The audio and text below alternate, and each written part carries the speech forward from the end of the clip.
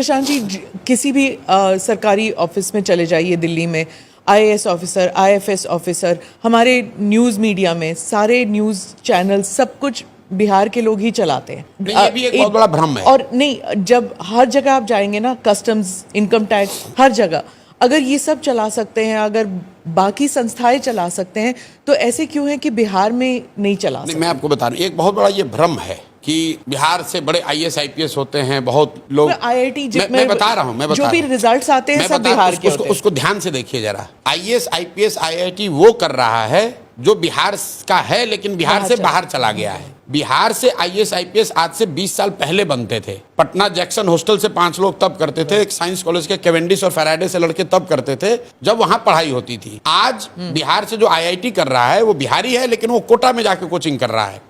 बिहार से जो IAS IPS बन रहा है वो बिहारी है, लेकिन वो दिल्ली में जाके पढ़ाई कर रहा है। यहाँ से जो मैं बात आपको बता रहा था कि लालू जी के टाइम में शिक्षा व्यवस्था बहुत खराब थी, लेकिन फिर भी कुछ इंस्टीट्यूशन थे जहां से लोग पढ़कर आगे बढ़ रहे थे। आज जो आईएएस आईपीएस आईआईटी कर रहे हैं, मेडिकल में जा रहे हैं, वो बच्चे बिहार के हैं, लेकिन वो बच्चे यहाँ नहीं पढ़ रहे हैं। पलायन जो मैंने आपको कह रहा हूँ, वो यहाँ से वो चले गए।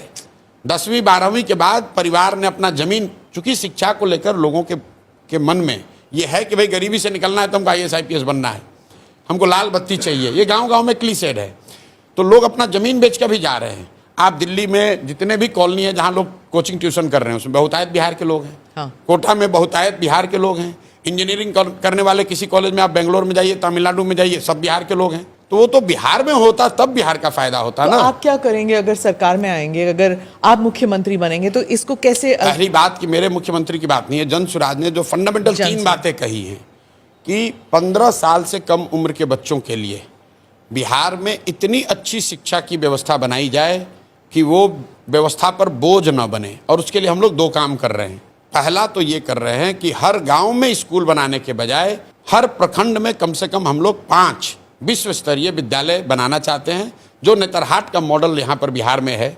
बिहार में नेतरहाट एक विद्यालय रहा है, अभी झारखंड में चला गया है। एक विद्यालय से 1500 से ज़्यादा आईएएस आईपीएस बने हैं, और उस विद्यालय में जाने वाले ज़्यादातर लोग मध्यम या निम्न आर्थिक वर्ग से लोग आते थे। तो हम लोग का लक्ष्य है कि बिहार में हर प्रखंड में कम से कम 5 अच्छे विद्यालय ऐसे जरूर बनाए जाएं जहां पर विश्व स्तरीय पढ़ाई हो। और इन 5 विद्यालयों को बनाने के लिए भी मैं कह रहा हूं कि मुझे 5 साल लगेंगे, क्योंकि हर साल जो यहाँ बजट उपलब्ध है उसमें मैं 1 विद्यालय को बढ़िया बना सकता हूँ। अगर आप 5 विद्यालय बनाएंगे तो उससे क्या होगा? तो पूरे स्कैंडिनेवियन कंट्री में ये मॉडल है कि rather than taking good school to the every village, take kids to the good school. जो शहरों में जो होता है, दिल्ली में आप बैठे हैं, आपके घर के बगल में स्कूल नहीं है, स्कूल आपसे 10 किलोमीटर दूर है, आप अपने बच्चे को गाड़ी से या स्कूल बस से भेजते हैं। तो जन सुराज का मॉडल ये है कि हर प्रखंड में कम से कम 5 अच्छे अगर विद्यालय बना दिए जाए और स्कूल बस की सुविधा दे दी जाए, तो 20 मिनट से ज़्यादा किसी को ट्रैवल नहीं करना पड़ेगा, और ये व्यवस्था 5 वर्ष में बनाई जा सकती है। हम लोग का लक्ष्य है कि 10 साल में हर प्रखंड में 10 ऐसे विद्यालय बनाए जाए, हर साल 1, क्योंकि हमारे पास 15 से 20 हज़ार करोड़ रुपया ही ऐसा हम लोग स्पेयर कर सकते हैं जो कि इस पर खर्च हो। अब आप ये कहिए कि भाई आप 10 साल में इसको बनाएंगे तो दूसरों का क्या होगा, उनकी जीवन तो उनका रुकना नहीं है। उसके लिए हम लोग जो व्यवस्था बना रहे हैं, जो वेस्ट में व्यवस्था है, कि गरीब लोगों को ये सुविधा दे दी जाए कि अगर आप अपने सरकारी विद्यालय से खुश नहीं हैं अपने इलाके के, तो आप अपने बच्चे को प्राइवेट स्कूल में भेजिए वहीं पर, और उसका जो एक रेगुलेटेड फीस है वो सरकार की ओर से दिया जाएगा। कुछ लोगों का ये कहना है कि अरे भाई ये कीजिएगा तो सब प्राइवेट में जाएगा। बिल्कुल नहीं जाएगा। अगर पटना में आज यहाँ बैठे लोगों को मैं पूछूं कि भाई तुम साइंस कॉलेज में पढ़ोगे कि प्राइवेट कॉलेज में पढ़ोगे, 100% लड़के कहेंगे मैं साइंस कॉलेज में पढ़ूंगा। अगर आपसे पूछूं कि आपका लड़का पटना मेडिकल कॉलेज से मेडिकल करेगा कि रमैया से करेगा, रमैया का फीस भी सरकार भरेगी, तो आप कहेंगे नहीं भाई हमको तो पटना मेडिकल कॉलेज में जाना है। ये पूरे वर्ल्ड ओवर प्रूवन चीज़ है। तो हम लोग ये कह रहे हैं कि ये लोगों को ये अवसर दे दिया जाए कि अगर आपके एरिया में सरकारी विद्यालय के सेवा से आप खुश नहीं हैं तो आप प्राइवेट में पढ़ाइए, प्राइवेट का फीस हम लोग देंगे, क्योंकि सरकारी स्कूल भी फ्री नहीं है। हाँ। ये लोगों का नोशन है कि सरकारी विद्यालय फ्री है। भाई सरकारी विद्यालय को चलाने में औसतन यहाँ एक बच्चे पर करीब करीब प्राइमरी विद्यालयों का खर्चा आ रहा है 850 रुपया प्रति विद्यार्थी। 60,000 करोड़ रुपया खर्च हो रहा है, और जितने बच्चे उसमें पढ़ रहे हैं प्रति विद्यार्थी अगर आप निकालेंगे तो 850 रुपये खर्चा आ रहा है। और जो वहां पर प्राइवेट स्कूल है उसका खर्चा 400 है, 300 है, 250 है।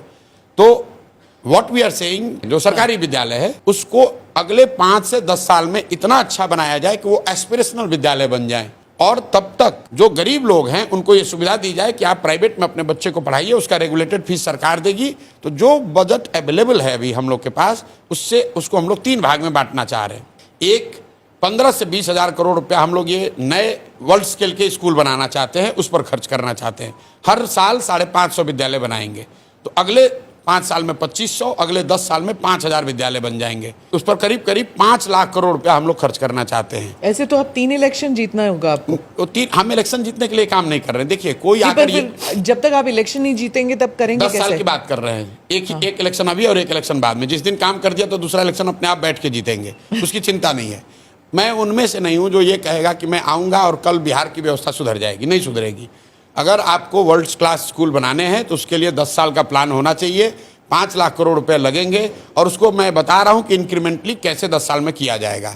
1/3 बजट हम लोग अभी की जो व्यवस्था चल रही है इसको एफिशिएंट और बेहतर बनाने में खर्च करेंगे, और 1/3 जो हमारा बजट है अभी एजुकेशन का, उसका हम लोग खर्च करना चाहते हैं जो प्राइवेट में जाना चाहता है उसको उसका फीस भरने के लिए। फोकस शिक्षा है। दूसरी बात हम लोग ये कह रहे हैं कि 0 से 15 के लिए शिक्षा है, और 15 से जो 50 साल का है उसको हम लोग कह रहे हैं कि उसके हाथ में पूंजी दिया जाए, उसको हाथ में सस्ता ऋण दिया जाए ताकि वो काम कर सके। जैसे आपके यहाँ दिल्ली में, मैं इंटरेस्ट सबवेंशन की बात कर रहा हूँ, क्योंकि ग्लोबली अगर आप देखेंगे डेवलपमेंटल इकोनॉमिक्स के को पढ़ेंगे तो आप पढ़ेंगे तो उसको देखेंगे कि ग्रांट के मुकाबले soft loan are more effective. 3% loan पर, जैसे 1% इंटरेस्ट पे मोदी जी ने बुलेट ट्रेन के लिए लोन लिया है, तो समाज को, राष्ट्र को ये चिंता है कि भैया 1 लाख करोड़ रुपया वापस करना है। अगर जापान ने वही पैसा 1 लाख करोड़ रुपया आपको ग्रांट के तौर पे दे दिया होता तो लूटपाट हो जाएगा, कोई चिंता नहीं करेगा, पाकिस्तान वाला हो जाएगा।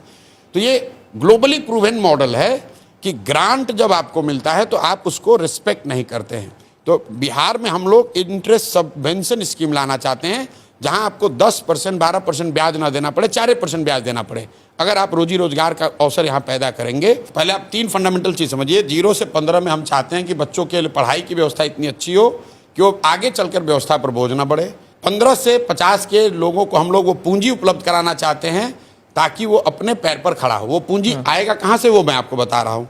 और 50 साल से ऊपर के जो लोग हैं, जो ना पढ़ सकते हैं ना रोजी रोजगार कर सकते हैं, वो करीब करीब 1.5 करोड़ की आबादी है। उसके लिए मैं चाहता हूं कि 2000 रुपये महीने की व्यवस्था हो जाए ताकि वो बेसिक डिग्निफाइड लाइफ जीत सके। फंडामेंटली यही 3 बात कह रहे हैं। अब आप ये कह सकते हैं कि ये इतने बड़ी, जो सबसे बड़े 15 से 50 का समस्या है कि इनको रोजगार कैसे दोगे, पलायन कैसे रुकेगा, इनको पूंजी कहाँ से आएगी। इसके लिए सिंपल बात है, बिहार में लोगों का पलायन इसलिए हो रहा है क्योंकि यहाँ से पूंजी और बुद्धि का पलायन हो रहा है। पूंजी का पलायन का मतलब ये नहीं है कि हम बाहर से इन्वेस्टमेंट लाएंगे। पूंजी का पलायन का मतलब ये है, आप समझिएगा कि सीडी रेशियो जो है, जो रिजर्व बैंक जारी करता है, देश में अभी सीडी रेशियो है एवरेज 70, अभी हुआ था 74, तो देश में हंगामा हुआ, भाई कम करो, ज़्यादा पैसा दिया जा रहा है। बिहार में सीडी रेशियो 1990 से पिछले साल तक है 40%। इसका मतलब क्या है कि हर साल बिहार से, पिछले साल बिहार से करीब करीब 2.25 लाख करोड़ रुपया बैंकों ने बिहार के लोगों का यहाँ से ट्रांसफर किया है दूसरे राज्यों में, वहां पर रोजी रोजगार के लिए। तो तेलंगाना में सीडी रेशियो, आंध्रा में, गुजरात में, तमिलनाडु में, केरल में सीडी रेशियो कितना है? 90, 95, 100, 105। नहीं है ना, इसीलिए तो इंडस्ट्री कैसे, कोई लेना देना नहीं है। इन्वेस्टमेंट तो उसी में जा रहा है। नहीं, बिल्कुल नहीं। आप तो इतनी बड़ी पत्रकार हैं, आप जाकर देखिए कि जितनी बैंकिंग, HDFC जितना बैंक लोन देता है, वो तो 2/3 लोन रिटेल लोन है, वो SME का लोन नहीं है, वो इंडस्ट्री का लोन नहीं है। सारी जो बैंकिंग इंडस्ट्री है, 70% इंडिया की इकोनॉमी, 64% तो सर्विस सेक्टर में है। रिटेल भी तो नहीं रिटेल है, तो उसके लिए कंजम्पशन बढ़ना चाहिए। यहाँ पर आप अपने बच्चे को पढ़ाना चाहते हैं, उसके लिए लोन लेना है, उसके लिए इंडस्ट्री की क्या जरूरत है? आप मोटरसाइकिल खरीदना चाहते हैं, उसके लिए आपको पर्सनल लोन चाहिए। अगर आपको गाड़ी खरीदनी है, आपको यूट्यूब चलाना है, आपको एक छोटा दुकान खोलना है, उसके लिए इंडस्ट्री की क्या जरूरत है? अगर IT हब बन जाएंगे तो लोग आएंगे। मैं बिल्कुल उसके पक्ष में नहीं हूँ, वो लेटर स्टेज में होगा। जब तक यहाँ पर कंजम्पशन नहीं बढ़ेगा, look at the figure of per capita expenditure in Bihar. हम लोग इनकम की बात करते हैं, better economic indicator is expenditure indicator, कि लोग कितना खर्च कर रहे हैं। बिहार में पर कैपिटा एक्सपेंडिचर जो है वो देश में सबसे कम है। हाँ। तो आप जब खर्च ही नहीं करेंगे तो कोई इंडस्ट्री क्यों जब लगाएगा? पैसे है नहीं तो खर्च क्या करेंगे? हाँ, बिल्कुल सही बात। पैसे क्यों नहीं है? पैसे नहीं होने की दो वजह है। एक तो आपकी इनकम कम है, और दूसरा जो पैसा है भी, वो पैसा जब आप बैंक में रखते हैं तो बैंक वाले उसको दूसरी जगह ट्रांसफर कर रहे हैं। There are only two source of credit. एक जो पैसा आप कमाकर खर्च के बाद बचाते हैं वो आपका कैपिटल है, और दूसरा जो बोरोड कैपिटल है जो आप बैंक से लेते हैं। ठीक है, अगर बिहार में 70% क्रेडिट सीडी रेशियो हो तो हर साल बिहार में 2.25 लाख करोड़ रुपया, ध्यान दीजिए, 2.25 लाख करोड़ रुपया बिहारियों का पैसा एक्स्ट्रा इन्वेस्ट होगा। उसके लिए किसी इंडस्ट्री की जरूरत नहीं है। हम लोग ये चाहते हैं कि एज ए फर्स्ट स्टेप जो बिहार का पैसा है वो बिहार में लोगों को ऋण मिले। यहाँ बैठे हुए लोगों से पूछ लीजिए, जो लोग यहाँ बैठे हैं, अगर आपको नोएडा में फ्लैट खरीदना है, HDFC आपको लोन दे देगा आपके इनकम स्टेटस पर, लेकिन अगर आपको खगड़िया के अपने गांव में घर बनाना है तो HDFC लोन नहीं देगा। ये काम क्या नीतीश कुमार ने नहीं किया? क्या लालू यादव ने नहीं किया? यही बात आप दिन भर ये कॉन्क्लेव कीजिएगा। सबसे ये एक सवाल मेरा आग्रह जरूर पूछिए कि भाई प्रशांत किशोर कह रहे हैं कि हर साल बिहार से करीब 2 लाख करोड़ रुपए का पूंजी का पलायन हो रहा है, और 1990 से ये आंकड़ा लिख लीजिए, RBI का आंकड़ा अभी चेक करा लीजिएगा पूछने से पहले। 1990 से लेकर पिछले वित्तीय वर्ष तक बिहार से 26,35,000 करोड़ रुपया बैंकों ने ट्रांसफर किया है दूसरे राज्यों में, जो बिहार का पैसा है। अब आप कह रहे हैं कि नीतीश कुमार क्यों नहीं करते हैं, तो भाई उनको समझ होगा तब तो। आप बिहार में किसी पॉलिटिशियन को सीडी रेशियो की बात करते हुए अगर सुने हो तो हमको बता दीजिए। आज पूरे दिन मिल के आप खाली यही पूछिए, आपके यहाँ तेजस्वी यादव भी आएंगे, नीतीश कुमार भी आएंगे, उनसे पूछिए कि भाई प्रशांत किशोर ने ये कहा है, यहाँ के फिनांस मिनिस्टर को बुला लीजिए, अगर वो बता दे कि भाई सीडी रेशियो होता क्या है, ये 2 लाख करोड़ रुपया ट्रांसफर हो रहा है, ये बता दे तो हम ये काम ही छोड़ देंगे। उसको मालूम ही नहीं कि भाई ये होता क्या है। भाई देश के स्तर पर आप निर्मला सीतारामन जी से सवाल पूछती हैं कि सीडी रेशियो 74 हो गया है, बैंकों में स्ट्रेस है, पूछते हैं ना आप लोग, वो जवाब दे रही हैं। बिहार के फिनांस मिनिस्टर को बुलाइए, उसको पूछिए भाई अभी तुम्हारा सीडी रेशियो क्या है। बिहार में भी कॉन्स्टिट्यूशनली एक कमिटी है जिसका काम है कि इसको देखे हर महीने कि सीडी रेशियो राष्ट्रीय औसत के आसपास रहे। मुख्यमंत्री भी उस बैठकों में जाते हैं, नीतीश कुमार भी जाते हैं, लेकिन जाते हैं खड़ा होकर भाषण देते हैं, भाई बैंक वाले तुम लोग लोन नहीं दे रहे हो, बहुत दिक्कत हो रहा है, आप लोग सुधारिए। लेकिन जैसे नीतीश कुमार का बात यहाँ पुलिस वाला नहीं सुन रहा है, CO, BDO, डॉक्टर, टीचर नहीं सुन रहा है, वैसे बैंकर भी नहीं सुन रहा है। क्योंकि बैंक के लोन तब देंगे जब उनके लिए आप कंड्यूसिव इन्वायरमेंट बनाएंगे, उनके साथ मिलकर काम करेंगे, तब तो वो करेंगे। बैंकर हमारी बात सुनकर ये कह रहे हैं कि पहली बार भैया कोई बात तो कर रहा है हम लोग का। हम लोग तो कल मुझे रात में मैं सारण में था, कैनरा बैंक के RM और DM मिले वहाँ। मैंने पूछा भाई कैनरा बैंक के लिए बिहार कितना बड़ा मार्केट है?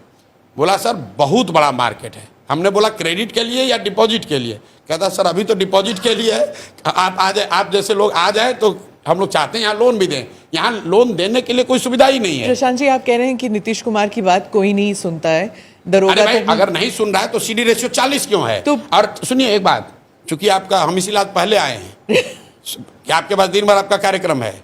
लालू यादव के लड़के आएंगे यहाँ, लालू जी आए तो उनसे भी पूछिएगा। लालू जी जब मुख्यमंत्री बने, और ये मेरे कहने पर मत पूछिए, अपने टीम से रिसर्च करा लीजिए, लालू जी जब 1990 में मुख्यमंत्री बने तो बिहार में क्रेडिट डिपॉजिट रेशियो था 36%। लालू जी जब तक रहे मुख्यमंत्री तो वो घट के हो गया 18.5%। 18.5%। बैंक पैसा तो यहाँ ले रहे हैं, लेकिन लालू जी की इतना जंगल राज हुआ कि डर के मारे वो सब पैसा बाहर चला गया। नीतीश जी के सारे सुशासन, सो कॉल्ड सुशासन के बाद वो 18 बढ़ के 40 हुआ। लेकिन मैं आपको पूरा आंकड़ा दे रहा हूं, 1990 से लेकर पिछले वित्तीय वर्ष तक RBI का आंकड़ा ये बता रहा है कि अगर बिहार में देश के औसत के बराबर सीडी रेशियो होता तो 26 लाख करोड़ रुपया बिहारियों का बिहार में रहता। आप अंदाजा लगाइए उससे कितने ज़्यादा घर बनते, कितनी ज़्यादा गाड़ियाँ खरीदी जाती, कितनी दुकानें खुलती, कितने लोग छोटे व्यापार करते। उससे यहाँ रोजगार होगा, उससे पलायन रुकेगा। इसलिए हम लोग का पहला जो बजुका है वो ये है कि 6 महीना में सीडी रेशियो को इंक्रीमेंटल बेसिस पर 70 जरूर कर देंगे, और वो इतना बड़ा टेढ़ा काम नहीं है।